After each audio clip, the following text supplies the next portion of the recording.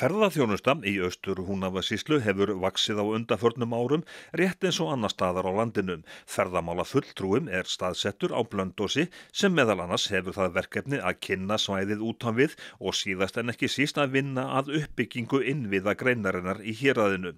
Ferðamannasumarið á svæðinu var almennt gott.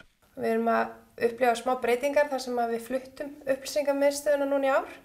Vorum á bókasafninu en eru núna hérna niður í Gamla bæ. Og þetta er að koma mjög vel út hjá okkur. Hvað er það sem að ég dregur ferðafólk hingað á svæðið? Það er þessi, í Gamla bænum þá er það held ég aðalega byggingar, stíllinn á húsunum, ósinn að sjálfsögðu, kyrrðin, getur orðið svolítið dimmt hérna. En annars, já, ég held að þetta sé svona sagan í Gamla bænum. En svo eru nú ýmsar náttúruperlur hérna bara rétt við bæjardyrnar.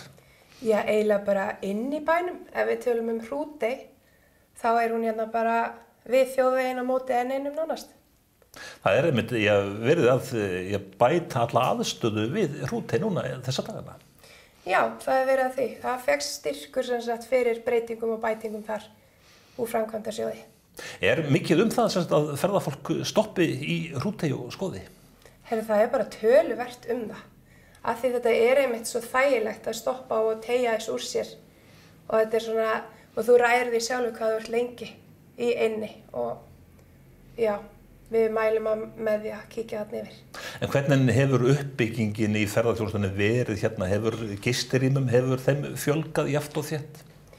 Já, þeim hefur fjölgað og það hefur orðið svona smá breyting á framboði, hvernig gistingu við höfum.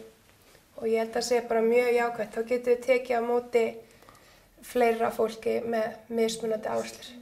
En ferðaþjónustu aðilar, þeir tala mikið að lengja ferðamanna tímabilið. Er það að gerast hérna? Já, við erum að sjá alveg breytingar í sambandi eins og með maímánuð. Hann var bara ágætur og svo erum við komin í september núna. Og þá er sjálfsögðu mikið að vera í sambandi við göngur og slíkt. Og allir bændur eru núna að fullu að undirbúa að sækja fé og hesta ofan af fjöllum. Er það að verða bara alvöru ferðamennska sem göngur? Það er það, já, svo sannarlega.